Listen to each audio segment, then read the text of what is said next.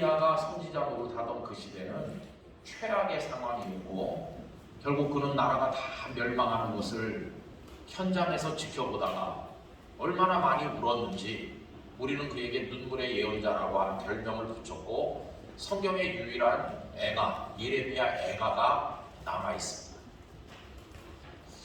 자, 그럼 여러분, 누구든지 시대와 때를 잘 만나야 된다고 할 때 그렇다고 한다면 오늘 우리는 어떨까요? 오늘 우리는 때를 잘 만났나? 우리는 시대를 잘 만났나? 이렇게 질문해 본다면 여러분, 우리 자신의 시대, 오늘 2022년에 우리가 사역자로 하나님의 사람으로 부름받아서 살고 있는데 지금 우리 시대는 어떤 시대일까요? 저는 목사로서 이런 생각을 해봅니다. 우리나라에서 제일 행복한 목사님들은 언제 목회하신 분들인가 생각을 해보면 한 1960년대 후반부쯤 신학교에 들어가신 분들이 제일 행복할 때 목회했다고 생각합니다. 한 1970년쯤 될 때 목사 안수를 받고 아니면 담임 목회를 시작해서 70년대, 80년대, 90년대 한 30년 동안에 목회를 끝내신 분들, 그분들이 때를 제일 잘 만난 분들이라고 생각합니다. 그때는 여러분 한국 기독교가 정말 전성기와 같아요.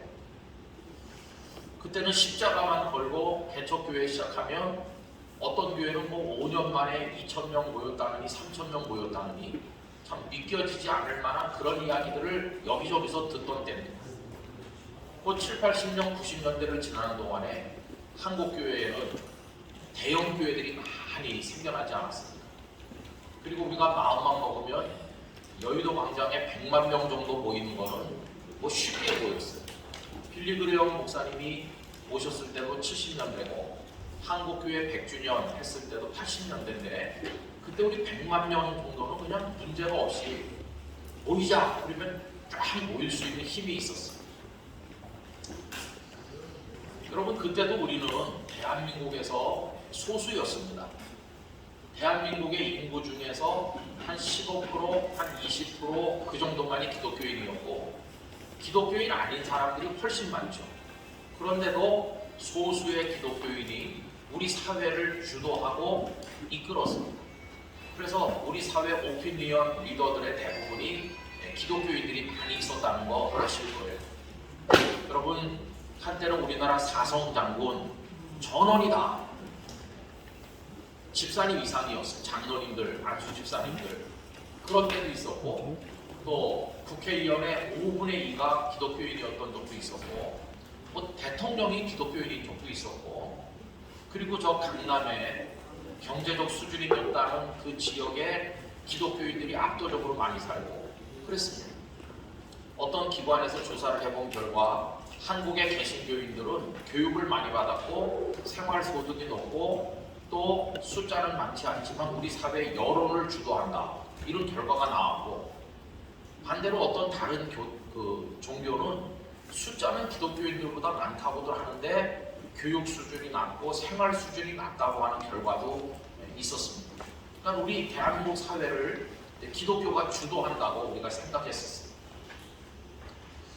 여러분, 그때는 교회가 청와대와도 잘 통했다고 생각합니다. 어떤 현안이 있을 때 교회 지도자들이 가셔서 대통령과 면담하고 몇 마디 부탁하면 다 들어주고 다 통과되고 그러던 좋은 때가 있었죠. 그때가 좋은 때인지는 잘 모르겠습니다만 하여튼 모두가 다 부러워하던 그런 시대가 있었습니다. 그런데 다들 느끼시고 계시겠지만은 1990년대가 시작되면서 목회적 생태계가 조금씩 달라진다는 것을 우리는 알게 됐습니다. 저는 지금은 영락교회에서 목회를 하고 있지만 4년 7개월 전까지는 부산에서 목회를 했습니다. 부산은 제가 한 번도 가본 적이 없는 곳이었는데 신학교를 졸업을 하고 하나님 제일 먼저 오라는데 무조건 가겠습니다. 이렇게 기도를 오랫동안 했는데 한 번도 가본 적이 없는 부산, 그것도 부산의 섬인 영도라는 섬에서 저를 오라고 했습니다. 여러분, 그 영도는 하나가 부입니다. 영도구, 부산시 영도구죠. 제가 거기 갔을 때 인구가 한 한 27만 명 정도 됐습니다. 그런데 제가 떠나올 때는 12만 명 정도로 인구가 급감했습니다. 근데 제가 거기 담임 목사가 돼서 갔던 때가 1990년 3월이고 3월 18일 날 첫 부임 설교를 시작을 했습니다. 그리고 4년 전 2018년 2월 둘째 주일까지 그곳에 설교하고 셋째 주일부터 영남교회에서 설교를 했으니까 그 교회는 만 27년 그리고 11개월 한 달 모자라는 28년 동안을 이제 그곳에서 목회했습니다. 젊은 나이에 담임 목사가 돼서 그 교회를 가서 자그마한 교회 목회를 시작했는데 목사님들 선배님들을 만나면 이런 말씀들을 했습니다. 옛날 같지 않은 것 같다고. 옛날 같지 않다는 게 무슨 말인가요? 다른 게 아니라 옛날보다 교회 성장이 눈에 띄게 좀 힘들다고 하는 말씀이었어요. 1990년대에 들어가니까 하시는 말씀이 이상하게 전도가 옛날만큼 잘 안 돼. 그런 말씀들을 선배님들이 많이 하시더라고요. 그러다가 2000년대로 접어들고 나니까 그분들 말씀이 이렇게 변했습니다. 요즘에는 교인이 줄지 않고 현상 유지만 해도 그 사람이 목회를 잘하는 사람이라. 그저 현상 유지하는 목회는 성공하는 목회다. 이런 말씀들을 하시는 걸 들었어요. 그러다가 2010년대쯤 오니까요. 그 다음에는 현상 유지가 아니라 많은 교회들이 교인이 줄기 시작했어요. 그렇게 된 지가 지금 10년이 넘죠. 여러분 올해가 2022년인데 지나간 주간에 열렸던 저희 교회가 속한 교단에서는 3만 5천 명 정도 1년 동안에 줄었다고 보고했습니다. 단 1년 만에 3만 5천 명이 없어진 겁니다. 그리고 그 앞에 그 앞기수 1년 동안에는 11만 4천 명이 사라졌습니다. 한경진 목사님께서 종교계의 노벨상이라고 하는 템플턴 상을 받으신 걸 아실 겁니다. 근데 지나간 그 총회가 열리던 주간에 템플턴 재단에서 손님들이 몇 번 오신다고 해서 제가 와서 그분들을 맞이했는데 보니까 템플턴 재단에서 오신 게 아니고 템플턴 재단이 연구비를 내서 그래서 미국의 몇몇 교수님들이 전 세계 기독교가 지금 어떤 흐름으로 가고 있는가를 이제 연구하는 그런 연구 과정에 저희 교회에 방문하신 것이었습니다. 그분들이 전 세계 한 열 몇 개 나라를 선정을 했다고 그래요. 대한민국도 있고 뭐 아프리카의 나이지리아도 있고 여러 나라를 정하고 한 나라당 한 10여 개 교회씩을 찾아가서 현재 교회 상태 또 미래에 대한 비전이 어떤지 이런 것들을 이제 조사하는 거였어요. 근데 이제 그분들이 저희 교회 오시기 전에 우리나라의 어느 큰 교회를 방문하셨다고 해요. 그 전날. 그래서 제가 이제 우리 한국 교회가 걸어나온 요즘의 여러 영적인 흐름을 한 30분 쭉 이렇게 얘기를 하니까 그분들이 조금 고개를 갸우뚱하시더라고요. 세 분의 교수님이 오셨는데 그러면서 우리가 어제 들은 얘기랑 다르다는 거예요. 그럼 어제 들은 얘기가 뭡니까? 어제 갔던 그 교회에서는 지금도 한국 교회가 굉장히 부흥한다고 얘기했다는 거예요. 그런데 저는 요새 교인이 줄고 있다고 말하니까 그분들이 어제 들은 얘기랑 다르다고 하는 거예요. 그런데 그날 아침 마침 국민일보가 이제 배달이 됐는데 국민일보 미션 안에 제일 큰 첫 번째 타이틀이 뭐냐 하면 한국 장로교가 지나간 몇 년 동안 팬데믹으로 인해서 55만 명이 줄었다. 그게 그 타이틀이었어요. 아마 보신 분도 계실 거예요.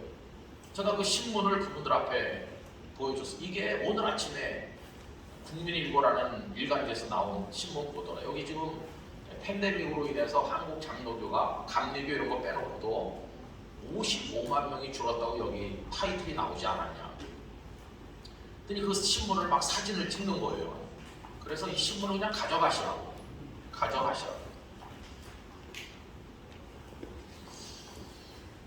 그래서 제가 가만히 생각을 해봤습니다. 제가 속한 교단에서 3만 5천 명, 또 다른 교단에서 몇만 명, 감리교가 몇만 명, 이거 쭉 합치면은 1년 동안에 줄어드는 숫자가 적게 잡아도 30만 명에서 많이 잡으면 50만까지 단 한 해 동안에 지금 교인이 없어지고 있는 중입니다. 요 한 두 달 전에 저희 교회가 속한 교단지 한국 기독공보 그 일면의 톱 타이틀이 뭐냐 하면은 성도가 3만 5천 명 줄었다고 나오면서 현재 230만 정도 되는데 2030년 그때가 되면 앞으로 8년 후죠. 8년 후에 200만이 무너진다 이렇게 나왔어요. 김사만 목사님께서 총회장을 하던 그해 300만 운동을 했습니다. 그때는 한 270만 정도 됐는데 300만 운동을 해가지고 300만을 돌파했다고 막 축하 잔치를 열고 그랬어요. 근데 물론 그거는 허수입니다. 전국에 있는 모든 교회가 일사불란하게 보고를 했죠. 예컨대 A 교회가 어저께 주일날 5명이 등록했고 B 교회는 3명 등록했고 이렇게 된다고 그러면 월요일 아침에 노회에다 보고를 하는 겁니다. 그럼 노회 사무실에서 우리 노회 어저께 하루 동안에 등록한 사람이 뭐 200명 이렇게 모으는 거죠. 그럼 전국의 노회가 다 그걸 모아가지고 총회 사무실에다 보고를 하니까 한 주에 전국에 있는 교회에서 몇 사람이 새로 왔는지가 집계가 될 거 아니겠습니까? 이래가지고 이게 덧셈을 계속 하다 보니까 300만 명이 넘었다고 된 거죠. 근데 그게 아주 우스운 얘기입니다. 왜 그러냐 하면 그렇게 해서 등록한 사람이 다 교인이 되는 게 아니잖아요. 한 번 왔다가 떨어져 나간 사람이 대반이나 많고 또 그동안에 교회에 있다가 뒷문으로 나가는 사람도 많잖아요. 근데 그거는 뒷문으로 나가는 사람은 계산을 안 하는 거예요. 뒷문으로 빠지는 사람은 계산을 안 하고 앞으로 들어온 사람들만 산술적으로 단순 덧셈을 하니까 어떤 허수가 만들어져요. 그렇게 300만을 돌파했다고 좋아하던 그때 세상에서는 교회를 많이 비난하고 욕하기 시작했습니다. 대형 교회들이 텔레비전에 툭하면 한 번씩 등장을 하면서 사람들의 가십거리가 되고 욕을 얻어먹는 현실이 벌어지게 됐어요. 그러면서 오늘의 현실이 된 거죠. 제가 다른 교단 교회 홈페이지도 들어가서 설교도 들어보고 하는데 여러분 요 남대문 교회가 여기 있고 요 밑으로 좀 내려가면은 이제 후암동 아래 동자동에 거기 기장 측의 대표적인 교회가 있습니다. 거기서 목회하시던 송창근 목사님은 한경중 목사님과 일제시대 때 아주 지도자로 뛰어나셨던 분인데 6.25 때 낙북돼서 가신 분이시죠. 이 송창근 목사님 좀 진보적 신앙을 가졌던 분이시죠. 이분이 미국에 공부하러 갈 때 참 놀랍게도 한때 이단으로 정죄당한 이용도 목사님께서 그 송 목사님 유학 갈 비용이 없기 때문에 당신의 집을 팔아가지고 유학 비용을 주고 이용도 목사님이 자신의 양복을 사이즈를 줄여가지고 그 옷을 입혀서 송 목사님 미국으로 보냈더라고요. 그런데 그 송 목사님이 이제 공부하고 오셔서 목회했던 교회가 바로 거기 있거든요. 동자동에. 지금도 그 교회가 있습니다. 그 기장교단에서 아주 유서 깊은 교회죠. 그래서 제가 이제 얼마 전에 한번 그 교회 홈페이지에 들어가서 설교를 듣게 됐는데 제가 들어갔을 때는 담임 목사님이 안 계셔서 그 교단의 아주 원로들, 그 교단의 명성이 자자하신 분들이 오셔서 한 주씩 설교를 하셨어요. 근데 어느 날 제가 들은 설교는 이런 겁니다. 교단을 염려하시는 말씀을 하시면서 우리 한국의 상황에서는 군소교단 그러면 군소교단은 한 30만 명 기준으로 말하는 거다. 30만이 안 되면 군소교단이라고 한다. 그런데 우리 기장은 어떻게 된 일인지 지금 30만은커녕 그 절반밖에 안 된다. 그 절반밖에 안 되기 때문에 교단을 유지할 수 있을지가 의심스러울 정도로 지금 위기에 처해 있다. 저 수요일이 지나서 가면 거기에 한국신학대학교라고 하는 그 교단의 신학대학교가 있지 않습니까? 근데 거기 지금 이렇게 교세가 많이 줄어가지고 교단을 유지할 수 있을지조차 걱정된다. 그게 설교 속에 나온 얘기입니다. 그래서 제가 굉장히 놀랐습니다. 물론 우리 한국에는 예수교 장로회가 많고 기독교 장로회가 적다는 건 알지만 그래도 그 정도까지 많이 줄었을 줄은 몰랐거든요. 한국 교회는 이렇게 서서히 내려가는 게 아니라 막 급하게 이렇게 내려가고 있습니다. 급하게 상상도 못할 속도로 줄어들고 있는 거죠.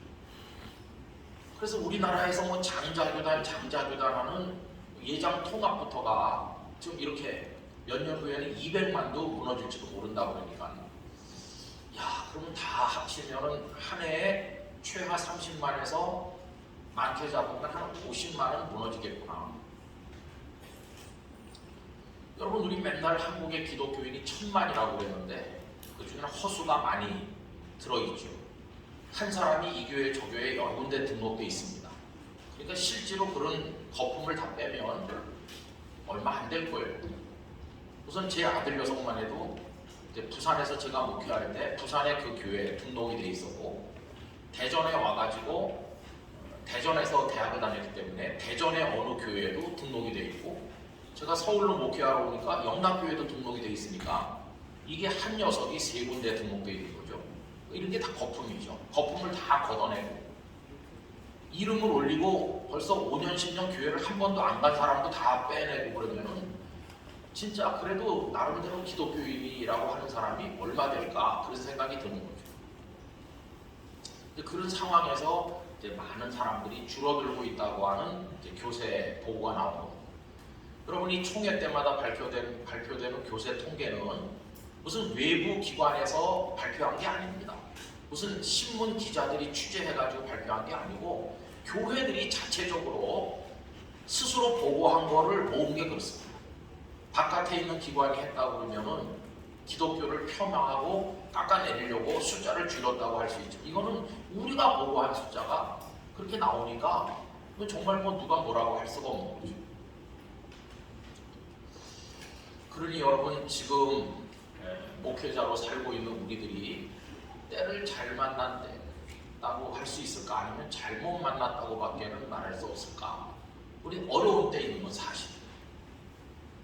근데 제가 종종 이제 신학대학교에 이제 막 신대원에 입학을 해가지고 공부를 하고 있는 학생들을 만날 때가 있는데 진짜 걱정이 많죠. 지금 신학교에 왔는데 이들이 신학교를 졸업을 하고 목사님이 돼서 나가 목회를 할 앞으로 한국 교회의 영적 생태계라고 하는 게 어떻게 황폐화될 것인가.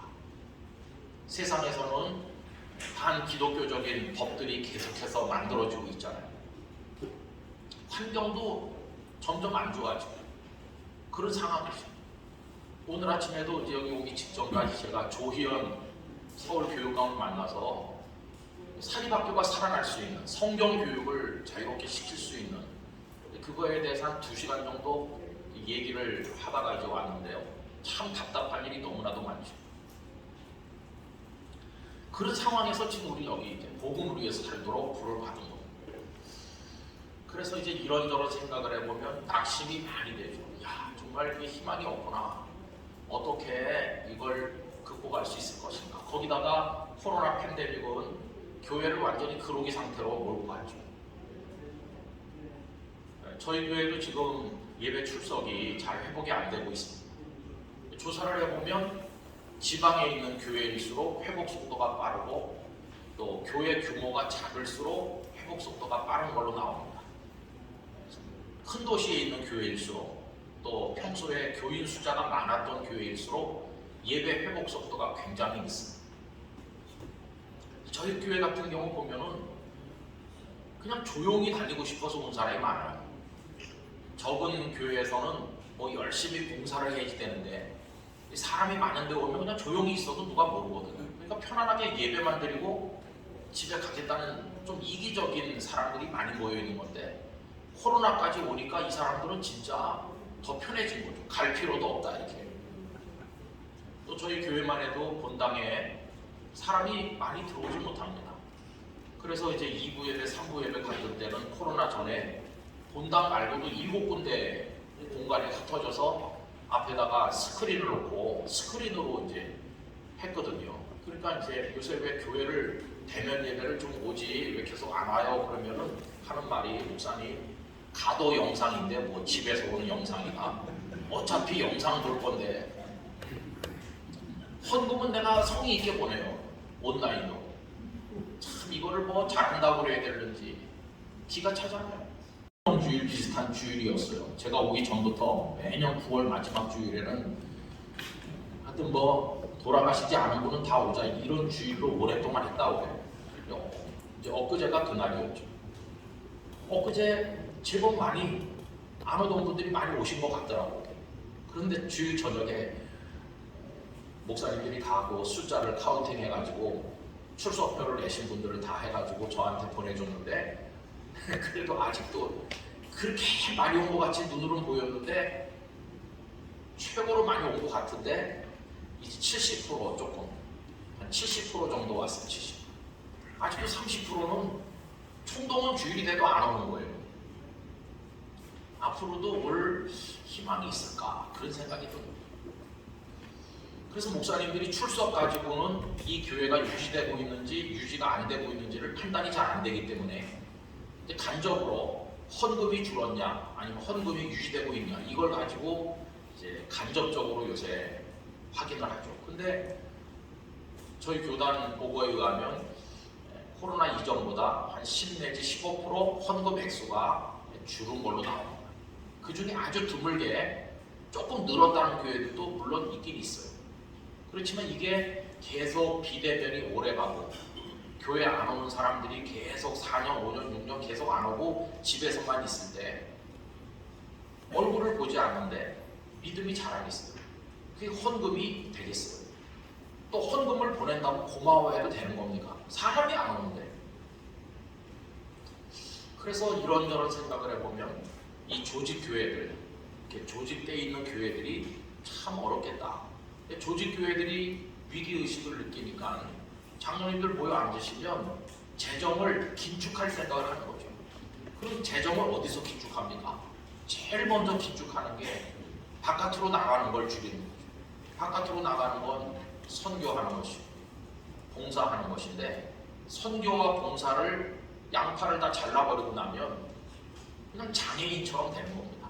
다 잘라버리고 팔다리 다 자르고 가만히 앉아서 밥이나 먹고 숨이나 쉬고 있자 이런 것처럼 되니까 교회가 교회 역할을 못하게 되는 것이고 우리 대한민국 사회에서 점점 코너로 몰려서 있으나 마나한 맨날 시끄럽게 반대만 하는 이상한 사람들이라고 참 어려운 패러다임에 우리 스스로 갇히게 되는 거죠. 여러분 저는 이제 다 공동의 문제입니다만 어떻게 이거를 해나갈 수 있을 것인가. 전문가들이 여는 세미나라든지 뭐 이럴 땐 이런 전략을 해야 된다. 뭐 어떻게 교회가 영상을 강화해가지고 좋은 컨텐츠를 개발해야 된다. 뭐 아니면 전략적으로 집에 있는 성도들을 어떤 프로그램을 통해 오게 해야 된다든지 뭐 이런 얘기를 많이 들었어요. 그러나 그것이 타당해 보이면서도 근본적 해결책은 아니라는 생각을 늘 하게 됐습니다. 그래서 저도 저 나름대로 하나님 앞에 해결되기 힘들어 보이는 이 숙제를 두고 어떻게 해야 될 것인가를 이제 기도하고 성경 말씀 읽고 그러는데 여러분 하나님의 결론은 분명합니다. 하나님의 결론은 뭐냐 하면요. 내가 살아있는데 왜 걱정하느냐. 그게 하나님의 결론입니다. 그 하나님의 결론이 너무 강렬하기 때문에 우리의 100가지 1000가지 걱정과 염려가 그 앞에 가면 다 사라지고 맙니다. 코로나가 왔지만 하나님이 사라지시잖아요. 내가 살아있는데 내가 교회를 사랑하는데 넌 무슨 걱정을 하느냐. 여러분 그러면서 이제 제가 크게 감동받은 게 사도행전의 말씀이었습니다. 여러분 우리 교회들이 여러 가지 어려운 문제가 있으면 사람들은 무슨 얘기를 제일 많이 하느냐 하면은 이런 식으로 말합니다. 교회가 문제가 많아. 이게 첫 번째 하는 얘기고요. 두 번째 하는 얘기는 그러니까 우리는 다 초대교회를 배워야 된다. 초대교회로 돌아가야 된다. 이게 늘 하는 얘기예요. 여러분 초대교회로 돌아가자고 다들 말하고 대부분의 많은 사람들이 그렇게 생각하고 있습니다. 그럼 그때 말하는 초대교회는 어느 교회를 말하는 겁니까? 초대교회. 초대교회는 물론 우리나라의 선교사들이 와서 복음을 처음 전했던 그때 교회들도 초대교회겠지만은 우리가 말하는 초대교회는 사도행전에 나오는 특별히 예루살렘부터 시작된 바로 그 교회를 말하는 거죠. 그런데 우리가 초대교회로 돌아가자고 하는 말이 그게 정확한 말인가? 여러분, 우리가 초대교회로 돌아가자는 말은 굉장히 많이 왜곡되게 쓰이고 있다는 사실을 알 수 있습니다.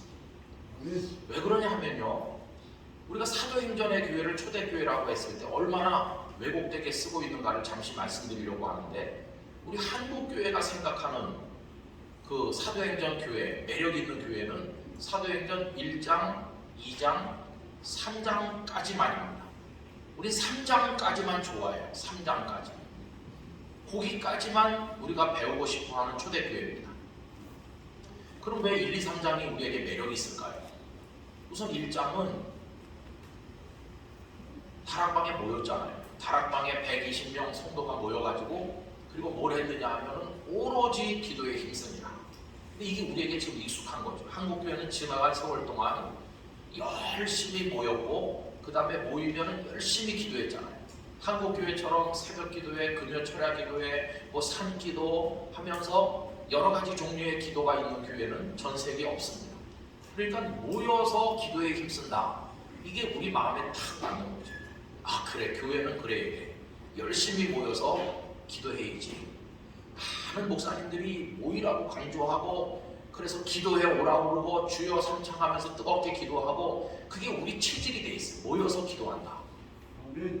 하나도 거기에 거부감을 안 느껴요. 모여서 기도하는 거 너무나도 당연한 거예요. 그 다음에 2장은 진짜 한국교회가 로망처럼 생각하는 거죠. 2장의 1절 이하에 보면 오순절 날이 되었을 때 다락방에 모인 성도들에게 하나님의 성령께서 강력하게 임하시잖아요. 여러분, 그동안 한국교회는 뭐 교단과 교파를 떠나서 다 성령 충만을 갈망해 왔어요. 물론 뭐 순복음교회나 이렇게 그런 걸 더 강조하는 교단이 있긴 하지만 우리 한국교회는 뭐 장로교회도 성령 충만을 강조하고 다 성도들이 은사를 사모하고 장로교회 성도들도 방언을 사모하고 신유의 은사를 사모하고 다 그런 거 아닙니까? 우리 한국교회 이 시스템 안에서는 지금 교단과 교파별로 메시지의 특성이 많이 사라졌어요.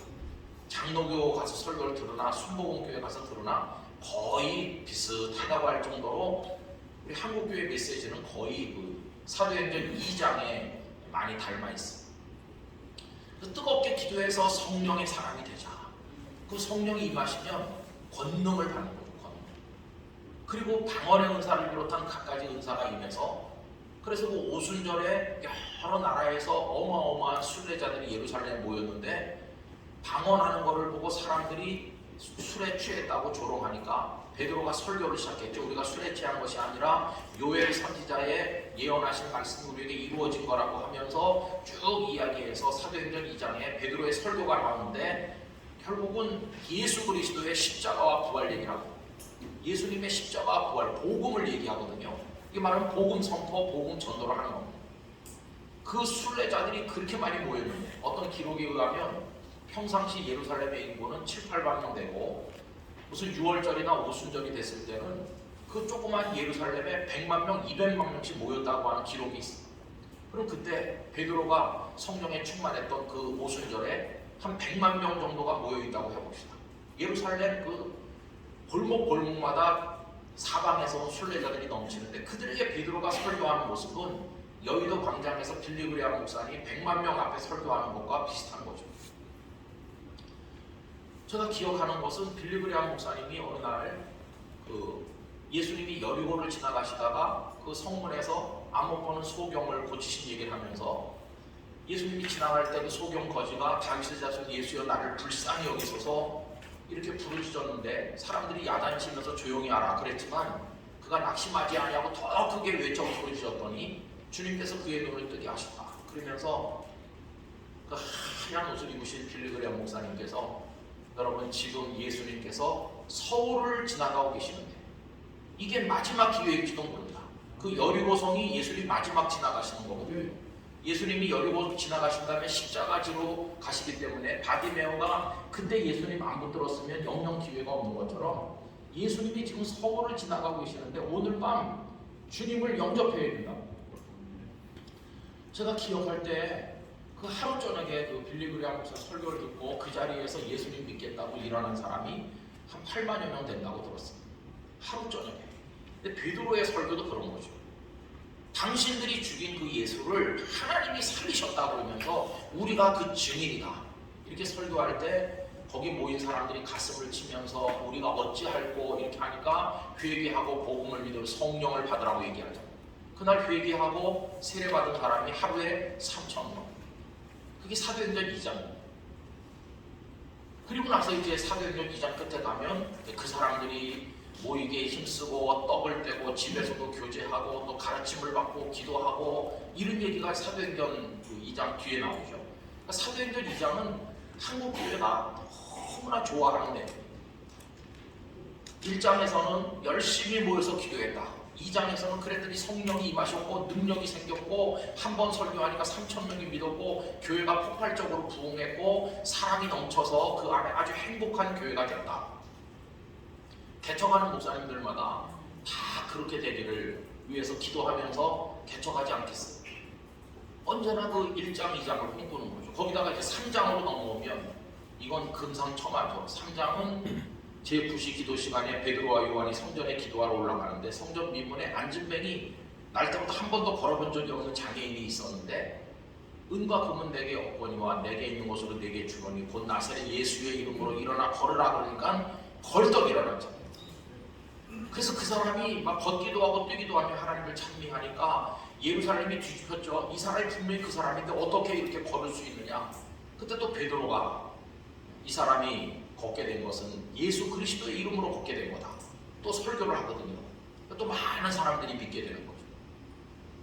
그래서 교회 안에 그런 기사와 이적이 일어나고 병든 자를 위해 기도하니까 병든 자가 벌떡벌떡 일어나고 얼마나 멋진 교회입니까? 여러분 지나간 몇십 년 동안 한국 교회 안에 그런 능력들이 곳곳에서 많이 나타났어요.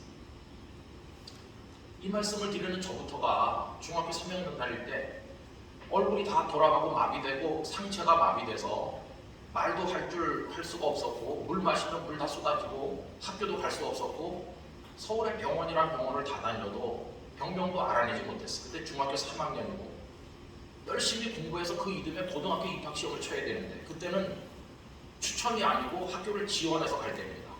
지원해서 가던 때인데 공부를 할 수가 있나요? 그래서 참 고통받았습니다. 4월 5일 신목일부터 아프기 시작해서 11월 말까지 한 7달 정도 희망 없는 병을 앓았거든요. 처음에는 그래도 의사가 나를 고치겠지 이렇게 생각하다가 여름이 지나니까 희망이 없어졌어요. 온갖 민감이 없고 뭐 다 해도 안 되고 그래서 이제 가을이 되면서부터는 완전히 낙심했어요. 저는 목사 될 생각이 요만큼도 없었습니다. 9월달 되니까 어떤 권사님이 너 목사 되겠다고 서원해봐라. 그래서 하나님 앞에 타협했습니다. 고쳐주시면 목사가 돼보겠습니다. 그러고 해도 아무 그게 없어요. 여러분 저는 그때 현신의 권사님 아세요? 변계량 권사님이라고 병자 안수기도 하던 우리나라 유명한 분들 아시죠? 뻔질나게 그 현신의 권사님 변계량 권사님 가서 길 쭉 줄 서가지고 앉아서 이렇게 엉덩이 걸음으로 다가가면 그분들이 머리 만지고 등 만지고 안차한다고 그러는데 그런 거 많이 했습니다. 또 뭐 낫는 것도 없고 그래도 마지막 희망은 하나님밖에 없습니다. 그러고 있는데 어떤 분이 저보고 요 서대문 로타리에 가면 조용기라는 젊은 목사 나이 40도 안 된 목사가 있는데 대단하다고 그러더라. 거기 병자들이 많이 온다고 그러는데 가보라고. 수요일 저녁에 병자를 위해 기도해 주는데 가보라. 그래서 제가 수요일 저녁에 갔죠. 어머니 아버지랑 일찍 갔습니다. 저는 그 현신의 원사님 기도원처럼 한 사람씩 하는 줄로 알고 일찍 가야 빨리 하고 집에 오려고 일찍 갔어요. 한 서너 시에 가가지고 막 거의 앞에서 두 번째, 세 번째 자리에 앉아 있습니다. 몇 시간을 기다려가지고 이제 드디어 수요 기도회가 시작이 된 거죠. 수천 명이 꽉 차게 앉았어요. 여의도로 그 교회가 가기 전입니다. 여의도로 옮기기 전에 1층, 2층 입추의 여지가 없이 앉았는데 그래서 조용기 목사님 나오셔서 한 30분 설교하고 그리고 이제 이 많은 사람을 어떻게 기도해 주나 했더니 기도를 그렇게 해주는 게 아니더라. 목사님 하는 말씀이 그냥 다 각자가 아픈 사람 그 자리에 일어나라. 그래서 일어났죠. 근데 저는 드문드문 일어날 줄 알았어요. 그랬더니 전원 다 일어나더라고요. 굉장히 야속하더라고요. 미래의 아플 것까지 대비해서 일어나나 보다 이렇게 생각이 들었고, 은혜가 요만큼 내려오는데 뜯어 먹으려는 사람이 너무 많이 와가지고 내 입에 들어오는 게 없겠다 그런 생각이 들었어요. 어쨌든 각자가 자기 아픈데 손을 대는데 뭐 손 두 개 가지고 다 할 수가 없어요. 얼굴도 그렇지 뭐 몸도 그렇지 뭐. 옆에 어머니 아버지가 이제 이렇게 하고 기도했어요. 그러더니 다 앉으라고 한 다음에 목사님이 오늘 기도하는 동안에 하나님께서 영감으로 응답하셨는데 얼굴과 상체가 아픈 사람 고쳐주신다고 했다. 그런 사람이 있으면 일어나보라고 했는데 아무도 안 일어나는 거예요.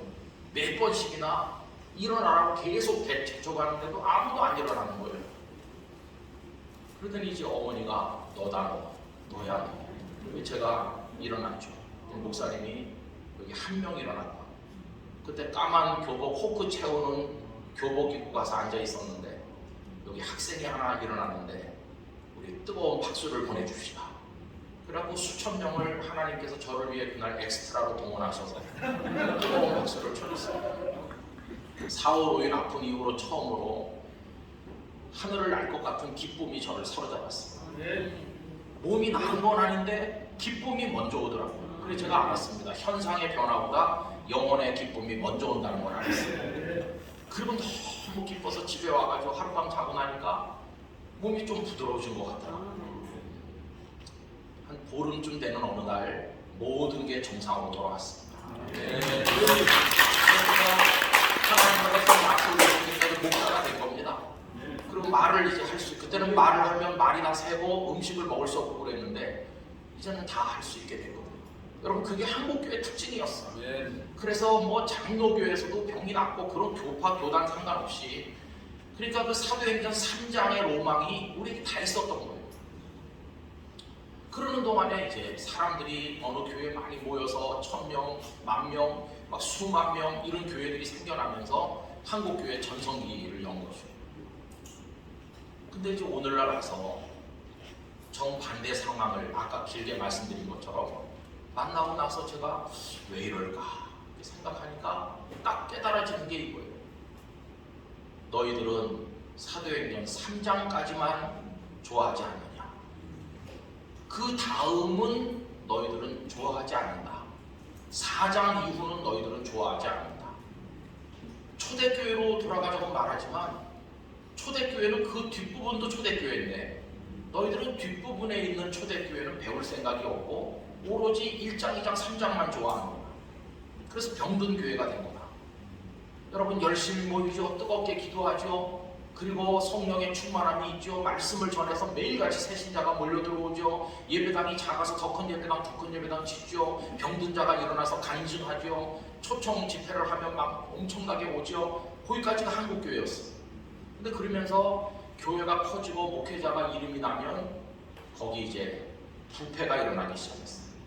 하나님의 영광을 차지하는 사람들이 나타났고 그 교회가 무슨 세력이나 되는 것처럼 주님의 피로 값주고 사신 교회가 개인의 전유물처럼 되기도 하고 많은 영적 문제가 나타나고 교회들이 세상의 TV에서 조롱받는 그런 상황이 오게 된 거죠. 그 왜 그럴까? 여러분 4장 이후를 좋아하지 않아서 그렇습니다. 4장부터는 무슨 얘기 나오나요? 전혀 다른 얘기가 나옵니다. 4장에는 사내들인 공회에 끌려가는 얘기가 나옵니다. 끌려간다. 신문 당한다. 위협당한다. 얻어맞는다. 감옥에 간다. 그게 그 뒤에 나오는 얘기입니다. 그러다가 7장에 오면 스데반 집사님이 돌에 맞아 순교하셨죠. 죽는다. 그리고 이제 8장으로 넘어가면 사울이 스데반의 죽음을 당연히 여겼다. 이렇게 나오면서 예루살렘에 그날에 큰 박해가 일어나서 사도를 제외하고 모든 사람들이 다 뿔뿔이 흩어진다 하는 말씀이 나옵니다. 여러분 그 2장에서는 1장에서는 열심히 모여서 기도하고 또 수천 명이 늘어나서 또 모이고 이 모이는 교회로서 매력이 있었는데 그 뒤에 나오는 교회는요 모이는 교회가 아니라 다 흩어지는 교회였던 거예요. 흩어지는 거예요. 지금 우리 목사님들이 어디서 목회를 하고 사역을 하든지 가장 두려워하는 게 뭡니까? 흩어질까봐 두려워하는 거예요. 코로나 끝났는데도 왜 안 모이지? 이게 지금 가장 큰 고민거리 아닙니까? 내가 어떤 직장 선교라든지 뭘 하든지 옛날에는 신우에 100명 모였는데 요새 20명밖에 안 모이네. 다 어디가 있는 거지? 이렇게 다 흩어진 것 때문에 우리 지금 두려워하고 있잖아요. 근데 초대교회가 흩어지는 교회였던 거예요. 흩어지는 교회. 그래서 제가 깨달은 게 이겁니다. 아, 흩어지는 게 이상한 게 아니라 당연한 거였구나. 흩어지는 게 잘못된 게 아니라 교회가 가져야 될 당연한 속성이었구나. 초대교회로 돌아가자고 말하려면 ht어질 각오가 돼 있어야 되는구나. 흩어질 때 오히려 교회의 복음이 사방으로 확대되는구나 하는 걸 알게 됐어요. 여러분 뭐 8장 1절 2절 쭉 보면 흩어진 사람들이 믿음 다 버리고 도망간 게 아닙니다. 흩어진 사람들이 흩어져 가는 데마다 예수님의 생명의 복음을 전도했거든요. 빌립 집사님은 사마리아에 가서 전도했거든요. 그러니까 흩어지는 게 패배가 아니라 복음이 쫙 퍼져나가는 승리였거든요. 하나님께서 제게 가르쳐 주시는 거예요. 너희들이 잘못 생각하는 게 있다. 왜냐하면 모여있으면 능력 있고 모여있으면 행복하고 모여있으면 잘 되는 것 같지만 그리고 너희들은 흩어지면 다 불이 꺼지고 흩어지면 끝날 것처럼 보이지만 그렇지 않다. 흩어져도 불이 꺼지지 않는다. 그걸 가르쳐 주시는 거예요. 그러면서 저에게 이런 감동을 주시더라고요. 모였을 때만 불이 붙는 성도는 잘못된 성도다. 장작이 함께 모여야 잘 타는 건 맞는 말이지만 진짜 제대로 된 성도라면 거기서 그 성도를 하나 빼내서 따로 놔도 불이 꺼지지 않고 세상에 횃불이 될 수 있는 성도가 되도록 키우면 된다는 것입니다. 흩어져도 복음의 능력을 나타낼 수 있는 성도가 되도록 그렇게 만들면 그림에 희망이 있는 것입니다. 그래서 여러분 저는 우리 직장 선교 같은 거는 흩어진 선교라고 생각합니다. 우리 사회 곳곳에 직장 곳곳에 흩어져 있잖아요. 흩어져 있는 게 연약하거나 패배하는 게 아니라 거기서 정말 중요한 하나님 나라 복음을 확산시키는 역할을 감당하는 거 아니겠습니까? 각자가 흩어져 있는 곳에서 복음의 불씨를 밝힐 수 있다면 한국교회는 모이는 숫자가 줄어든다고 절망할 게 아니라 우리나라 전체로 복음이 아래서부터 퍼져나갈 것이라고 저는 생각합니다. 숙제는 뭐냐면 우리가 그런 사람을 키워낼 수 있느냐가 문제죠. 억지로 끌어다가 1시간 앉아있게 했다가 오라고 하지 않으면 예배도 못 오는 허약 체질에 그런 사람만 많이 모아가지고 부흥이 아닙니다. 여러분 후안 카를로스 오르티스 목사님의 책들을 읽으셨을 겁니다. 거기 보면 그분이 숫자가 늘어난다고 부흥이라고 생각하는 건 무서운 착각이다. 만약에 숫자가 늘어나는 게 부흥이라면 불경기에도 꾸준히 부흥하는 곳이 있는데 공동묘지다. 공동묘지는 매일같이 새신자가 등록하는 교회나 마찬가지예요. 그러나 공동묘지는 아무 움직임이 없거든요. 계속 늘어나는 게 묘지지만 다 죽은 자들만 있기 때문에 교회 아무리 사람이 많이 모여도 영적으로 다 죽어서 흩어보내면 다 불씨가 꺼져버리고 나 하나님 안 믿어요. 그런 사람만 많이 모아다가 놓으면 그거는 교회가 아니라는 거죠. 다 흩어놔도 각자 있는 곳에서 예수님만이 생명의 구주임을 고백하며 그 복음을 전도하는 한 사람 한 사람 한 사람을 가정과 직장에서 많이 만들어낼 수 있다면 그게 이제 한국교회가 능력 있는 교회가 되는 비결이라고 생각을 하는 것입니다. 여러분 그렇게 할 때 우리가 뭘 믿겠습니까? 옛날에는 어떤 전략도 중요했고 뭐 다 중요하지만 이 전략도 저 전략도 안 먹힐 때 마지막 전략은 하나님 그분 자신이십니다. 살아계신 하나님의 해답이신 거예요. 하나님의 전능하신 능력으로 이길 수가 있는 것이죠. 그래서 사도행전 1장 8절 아까 다 암송하셨는데 오직 성령이 너에게 임하시면 너희가 권능을 받는다. 여러분이 권능은 디나미스라는 헬라어라는 거 아시지 않습니까? 디나미스는 거기서 다이나마이트라는 단어가 파생되죠. 성령이 너에게 임하시면 권능을 받고 이거를 다른 말로 바꾸면 성령이 너에게 임하시면 너희가 폭탄이 된다 그런 뜻입니다. 여러분 계란을 바위에다 던지면 100번 1000번 던져도 계란이 박사 깨집니다. 바위를 깨뜨리는 계란은 없는 거죠. 그러나 바위를 깨뜨리는 계란도 있는 거죠. 어떻게 해요? 겉으로 볼 땐 계란인 줄 알았는데 껍데기는 계란처럼 보였는데 속에는 폭탄이 들어있으면 그건 수류탄처럼 바위를 깨뜨리는 것입니다. 여러분 당시 예루살렘의 총독, 성전의 대제사장을 비롯한 백성의 장로들 그리고 헤롯의 왕과 아주 막강한 세력이 큰 거대한 바위처럼 예루살렘에 있고 예수님의 제자들, 그 예수님을 따르는 사람들 계란처럼 연약했어. 그러나 그들이 예루살렘을 막 쪽쪽 쪼개는 거죠. 왜냐하면 성령께서 임하셔서 그들이 권능, 폭탄을 받았고, 그럼 베드로는 폭탄이었고 요한도 폭탄이었던 거예요. 겉으로 볼 때는 연약해 보이지만 사실은 그 속에 폭탄이 들어있기 때문에 바위를 깰 수 있는 거죠. 저는 오늘 이 시대가 되고 나니까 이제 우리 목회자들이나 성도들이 마지막으로 의지할 수 있는 해법은 하나님의 그 폭탄을 받는 수밖에 없어요. 하나님의 권능을 얻는 수밖에 없어요. 아무리 뻣뻣한 정책 당국자들도 아무리 교회를 비난하는 사람들도 인생에 문제가 있고 그들에게도 눈물과 고통이 있는데 하나님만이 당신을 변화시키고 해결해 줄 수 있다고 하면서 그 능력이 나타나면 그 사람들도 다 거꾸로지고 돌아오게 될 것입니다. 결국은 우리가 하나님의 성령님으로 무장해서 권능을 받는 것 외에는 방법이 없는 거예요. 여러분 초대교회 성도들이 모여있다가 흩어지게 됐을 때 큰 충격을 받았겠지만 흩어지면서 믿음의 불꽃이 다 꺼진 게 아니라 가는 데마다 전해가지고 거기 교회가 세워지고 안디옥에도 교회가 세워지고 안디옥 교회가 바울과 바나바를 선교사로 보내고 오히려 더 확산될 수 있었던 것은 그들 속에 성령께서 역사하셨기 때문인 것이죠. 저는 우리 교회 교육자들이 이렇게 말합니다. 무슨 신학 서적을 읽는 것도 중요하고 어느 교회에서 무슨 프로그램을 하는지 배우는 것도 중요하지만 우리 목회자 자신이 성령님을 충만하게 만날 수 있어야 된다. 성령님의 능력을 경험해야 된다. 그래서 그저 평범한 말을 해도 그 속에 하나님의 능력이 역사하는 게 성도들 가슴에 전달될 때 그 성도들이 흩어져 가도 복음의 능력을 나타내는 성도가 되는 거죠. 교회에 오는 사람이 1000만에서 500만으로 줄었다 치더라도 나머지 500만이 죽은 게 아니라 흩어져 있는 곳에서 그리스도인으로 살고 있다면 한국교회는 지는 게 아니다. 그런 생각을 하는 것이죠. 여러분 아까 처음에 제가 막 수십만 명씩 매년 줄고 있다고 이렇게 말씀드렸는데 그러나 인구 센서스 조사 결과는 다릅니다. 정부에서 하는 인구 센서스 조사를 해보니까 아직도 대한민국에 자기를 기독교인이라고 말하는 사람이 거의 18% 정도 있습니다. 그게 참 놀라운 거죠. 그 조사원이 가서 종교가 뭡니까? 기독교요. 이거 굉장한 겁니다. 근데 그 사람이 교회 안 나간 지 오래됐거든요. 교회는 안 나가는데 자기는 기독교인이라고 말하는 사람은 많이 있는 거예요. 여전히 한 5분의 1 가까이 있는 거예요.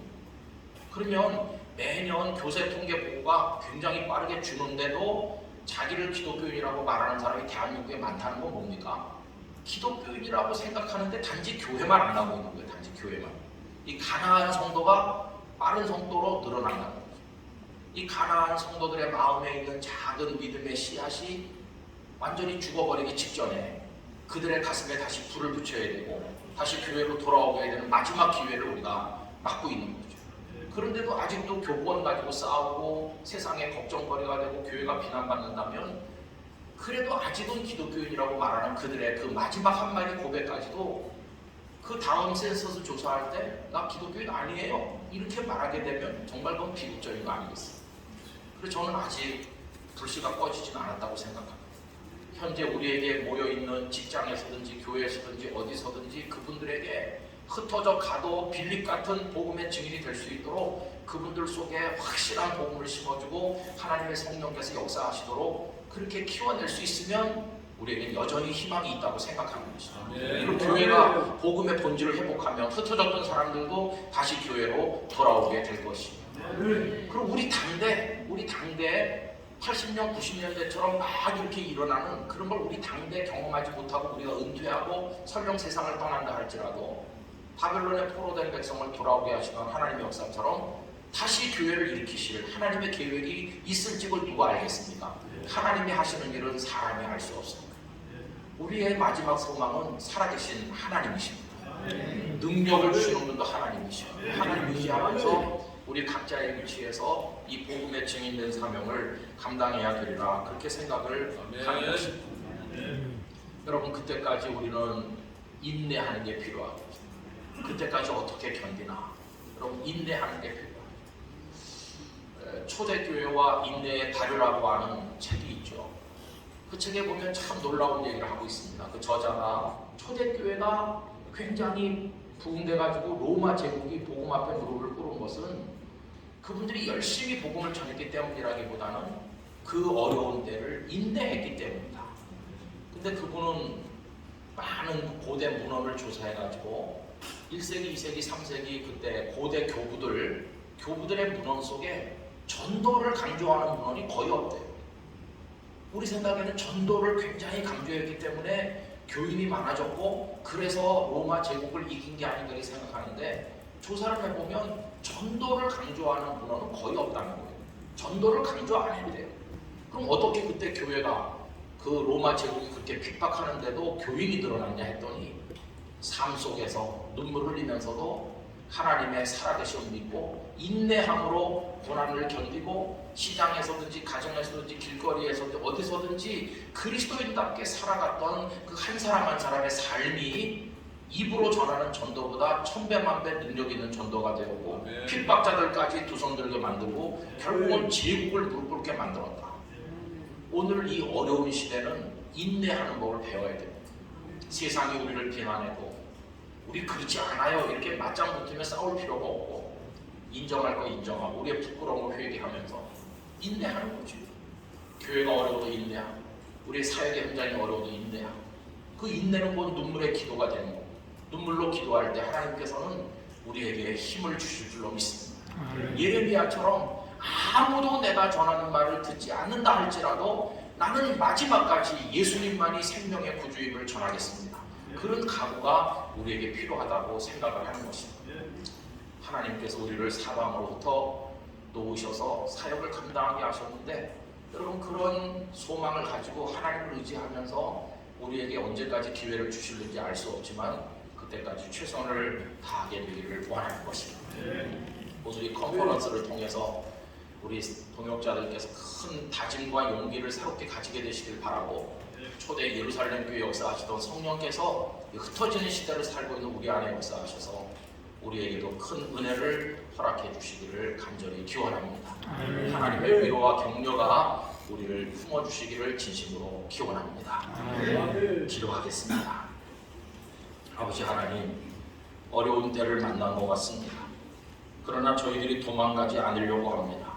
하나님께서 살아계심을 믿기 때문입니다. 그리고 인내하며 견디도록 하겠습니다. 끝까지 견딜 힘을 주실 줄 믿습니다. 그리고 흩어져 갈지라도 낭망치 않고 복음을 전할 능력 있는 성도들을 배출하도록 도와주시기를 원합니다. 아버지 하나님, 사도행전 1장, 2장, 3장을 사랑했는데 그 이후의 교회 모습도 사랑할 수 있고 그것을 받아들일 수 있는 저희들이 되게 해주시기를 원합니다. 흩어진 곳에서 복음을 살고 계신 귀한 동역자들이 오늘 컨퍼런스를 여십니다. 한 분 한 분을 붙들어 주시고 유익한 시간이 되게 하여 주시옵소서. 예수님의 이름으로 기도하옵나이다. 아멘.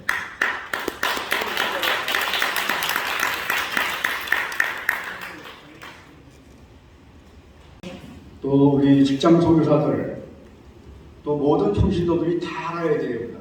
그래서 이 초대교회로 들어간다고 하는 것은 리턴 투 더 바이블입니다. 그래서 우리 목사님 다시 한번 화장에 박수하겠습니다. 이 시간은 우리 통성기도 좀 하겠습니다. 첫 번째는 우리가 다시 이제 초대교회로 돌아가는, 초대교회가 우리 목사님께서 다 돌아가는 게 아니라 1장부터 3장까지만 돌아가는 그런 말씀을 해주셨습니다. 그 다음에 두 번째는 복음의 본질, 교회가 복음의 본질로 돌아가야 된다, 이런 얘기를 해줬습니다.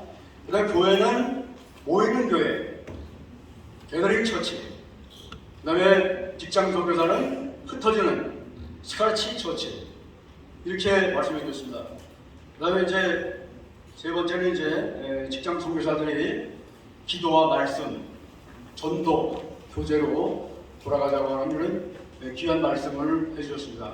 오늘 첫 번째 통성기도는 먼저 우리가 초대교회 1장부터 3장까지 돌아가는 그런 믿음을 가지고 기도 한번 하겠습니다. 주의 감창하겠습니다.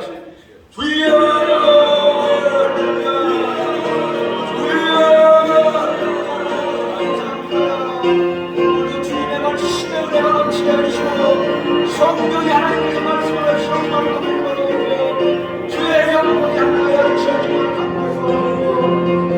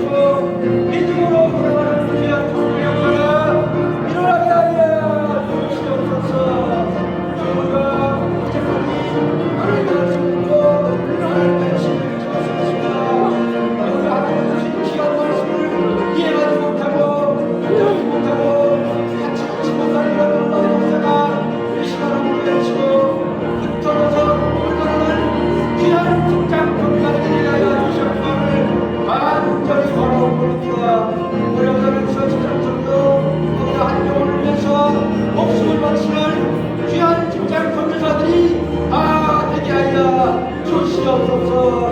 성령께서 우리 시간에 주셔서 믿음으로 나갈 수 있도록 인도하여 주시고 성령의 마음을 함께 하여 주셔서 간절히 하나님 아버지 감사합니다. 아버지 성령이 이 시간 함께 하셔서 성령이 성령을 아버지 인도하여 주시고 성령의 은혜로 하나님 인도하여 주시옵소서. 할렐루야.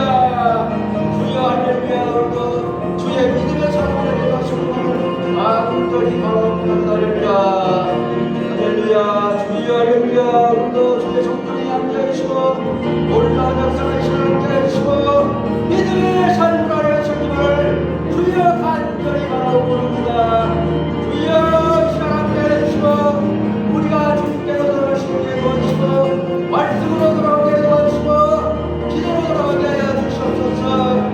우리 마음을 함께 열지 못하고 성령께서 우리의 마음을 열지 못하고 우리가 주님께 다가가지 못한 것을 주여 믿게 하고 용서를 빕니다. 시간 함께 해주시고 마음을 함께 해주시고 들어가는 동안 솔직함을 함께 바라봅니다. 주여 할렐루야. 주여 할렐루야. 주님의 말씀이 하나 넘치게 하여 주시고 할렐루야. 우리 삶에 함께 해주시고 감사드리고 주님의 동력이 함께 하여 주시옵소서. 간절히 바라봅니다. 시간이 요새 보인 많은 직장 근무자 여러분들 마음속에 주님의 마음에 주님의 심령으로 한 영혼을 천하보다 여기는 귀한 하나님의 마음으로 돌아오게 해주시고 그 영혼을 위해서 목숨 바쳐 하나님 동거하는 저주가 되게 하리라 주시옵소서. 할렐루야. 할렐루야. 아멘. 할렐루야. 할렐루야. 두 번째 기도는 이제 코로나 와중에 직장 종교가 다 문이 닫혀가지고 예배를 드리지 못하는 가운데 있습니다. 이제 코로나가 하루속히 벗어나서 우리가 다시 각 직장 종교 시위에서 모여서 직장 종교를 예배를 드릴 수 있는 그런 마음을 갖기 위해서 간절히 기도드립니다. 통성으로 기도하겠습니다. 주여 할렐루야. 하나님 감사합니다.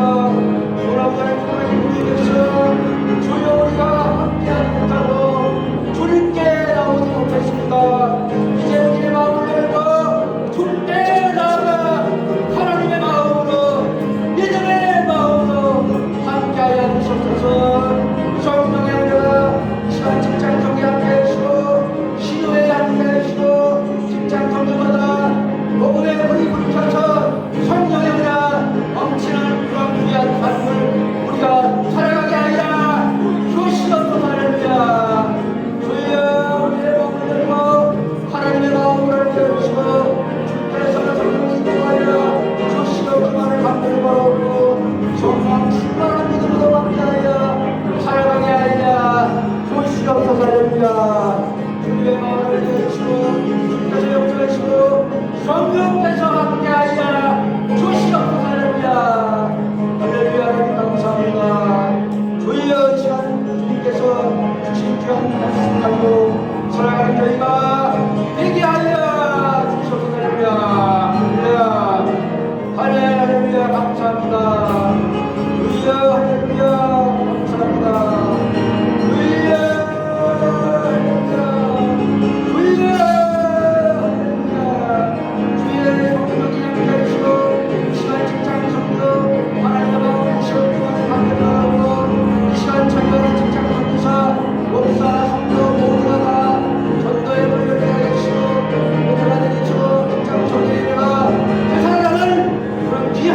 믿음의 시간이 되게 하여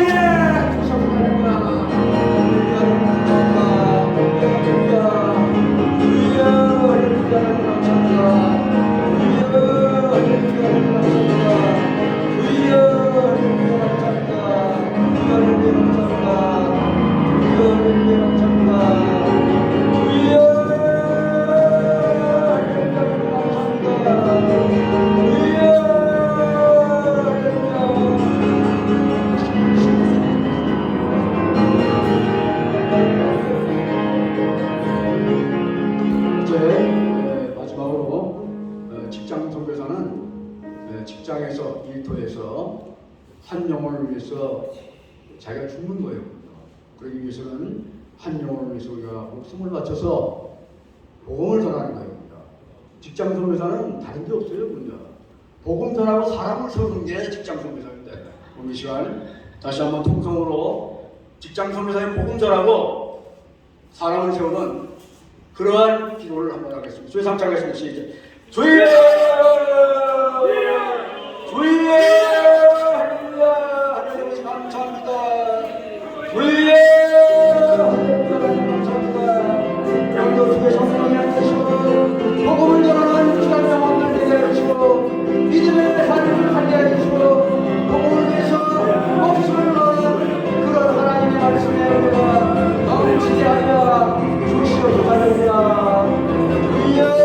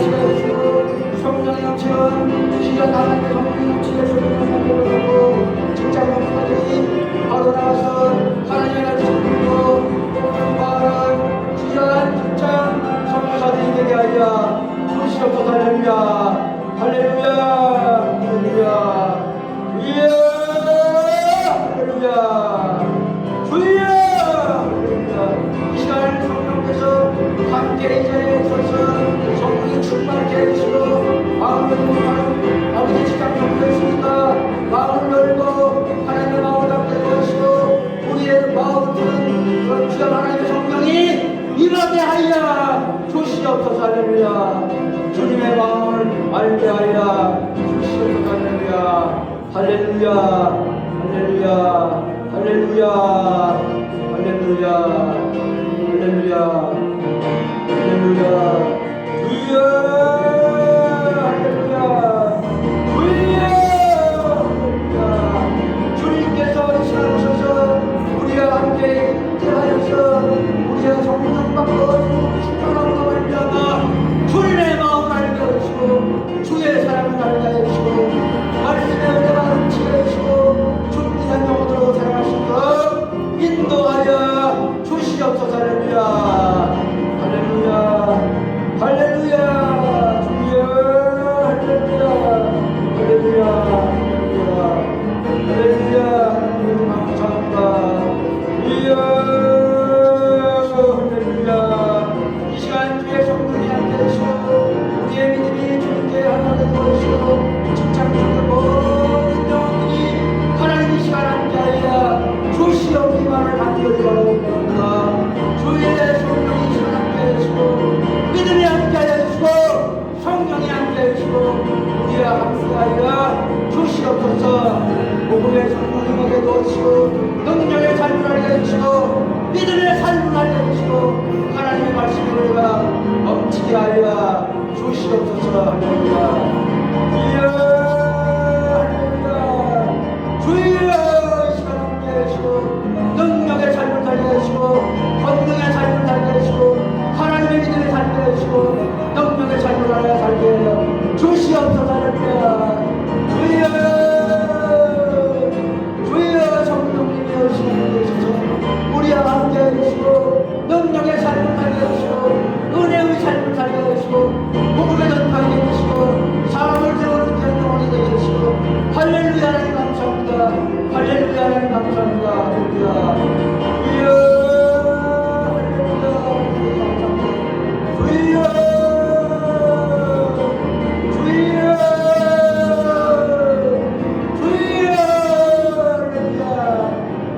주께서 끝나게 도와주시고 교회를 불러주시고 성령께서 함께 해주시옵기를 이 시간 함께 주시옵소서. 할렐루야. 하나님 아버지 감사합니다. 감사합니다. 할렐루야. 감사합니다. 주여 할렐루야. 아버지 감사합니다. 주님의 마음을 내주시고 주의 성령이 함께 해주시고 복음의 본질을 알게 해주시고 초대교회로 돌아오게 도와주시고 너희를 들어가게 도와주시고 흩어지는 직장 선교사의 마음을 알게 하여 주시옵소서. 할렐루야. 주여 할렐루야. 주의 성령이 함께 해주시고 이 시간 하나님께서 성령으로 되게 도와 주시옵소서. 할렐루야. 주여 주여 할렐루야. 11시 20분대입니다.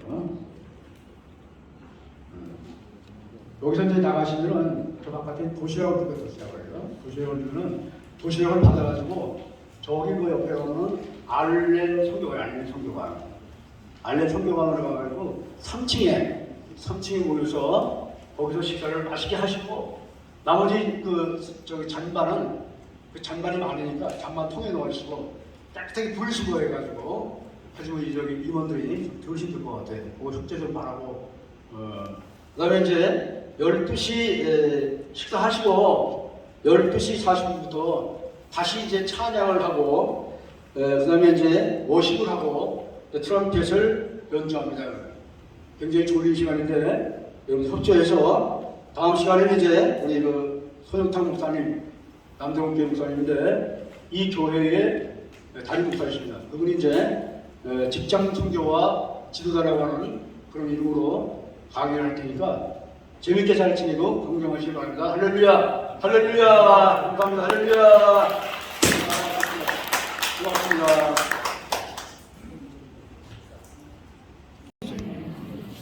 그래가지고 이제 참 어려운 그 남자 속에서도 이렇게 이제 직장에서 시위에서 두 사람이 뭔가에 물론 이제는 자금이 되는 거 아니라 그래서 아까 직장에서 스스로 노장이라고 하는 그런 거죠. 이제 더 나가서 이제 이 직장 선교 목회자들이 앞으로 이제 그 한국에 있는 모든 그 직장을 함께 연합해서 조직이 아니라 수평적인 관계에서 이제 직장 선교를 활성화시키게 되었다. 그리고 이제 더 나아가서는 직장 선교 목회자를 직장 선교 지도 목사를 많이 양성을 하는 거예요. 이 방법을 통해서 그래서 이 직장 선교 목회자를 양성해서 각 시내, 각 직장 소단위로 이제 파견을 하는 거예요. 거기서 똑같은 임무를 배우시는 거죠. 지금 중요한 이유가 왜 중요할까요? 우리가 지금 코로나19가 지금 중인데 한국 교회가 이 게더링 처치 모이는 교회가 거의 없어요. 우리가 다 줌으로 하고 있는데 예배가 아니에요. 대면으로 가서 예배인데 그래서 이때 이제 직장 선교 사람들이 다 모여가 교회 중진들이에요. 그분들이 먼저 이렇게 직장 선교를 통해서 활성화가 되고 영적으로 파워가 되기면은 그들이 교회를 다시 이제 일으키고 또 교회로 돌아가서 또 교회를 세우고 또 나와서는 그러니까 일주일에 하루만 있는 게 일주일 6일 동안은 나와서 직장 선교 컨퍼런스 하면서 또 새로운 그 직장 안에서 많은 사람들이 복음을 전하고 또 제자 훈련 전하고 이래서 멀티플라이 재생산하는 그러한 역할을 하기 때문에 중요해요. 그리고 더 중요한 것은 직장 선교회를 통해서 교회를 통해서도 많이 사람들이 오지만은 이 직장 선교는 교회가 아니기 때문에 믿지 않은 사람들 굉장히 많이 접할 수 있어요. 그러면 이제 그 사람들을 통해서 예수를 전하고 복음을 전하고 또 같은 일들을 돕고 이런 것들이 직장 선교의 핵심이에요. 그런 사람들을 위해서 돕고 그래서 다시 이제 멀티플라이 재생산하는 그런 역할이 직장 선교의 비전이고 핵심입니다. 네, 목사님 마지막으로 이제 직목협이 앞으로 선교를 위해서 어떤 사역들을 좀 준비하고 있는지. 직장 선교협의회는 이제 사실은 목회자들을 중심으로 했는데 사실 직장 선교사들이 평신도 속에 들어가기 참 어려워요. 목회자들의 또 모임을 통해서 거기서 훈련을 다시 받고 교육이 있어요. 그냥. 교육원 제가 이제 교육원장인데 교육원에서 이제 실시하는 교육이 있어요. 그냥. 교육을 받은 사람이 알아서 이제 교육을 직장으로 파송하고 그 사람들이 또 이제 그 각 직장으로 각 가정으로 교회로 나가는 거예요. 그냥. 꼭 직장 신호라고 직장 선교라고 하는 것은 우리가 꼭 신의만이 아니에요. 교회에서도 마찬가지. 교회에서도 직장 선교를 활성화할 수 있는 그런 기회가 있어요. 그런 걸 통해서 우리가 하고 앞으로 이제 MBA 과정이라고 해서 더 이제 나은 그러한 그 과정을 설치해서 목회자들을 이제 훈련시키고 또 그분들을 통해서 또 이제 각 직장에 이제 샌딩하고 이런 역할을 앞으로 직장 선교 목회자 협의회가 해 나갈 겁니다. 감사합니다. 오케이?